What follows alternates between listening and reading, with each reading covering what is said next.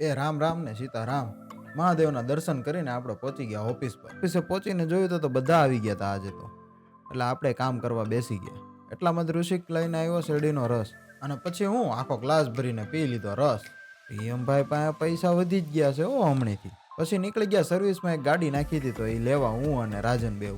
આ સિગ્નલ મારા બેટા વહેલા પોગવા નહીં દેવો. પછી ચેક કરી લીધી ગાડી બરોબર છે કે નહીં અને આવી ગયા પાછા રિટર્ન ઓફિસ પર. ઓફિસ પર આવ્યો તો આ લોકો બધા ગેમ રમતા હતા. આ ભાઈ તો ગરમ થઈ ગયા હો પણ.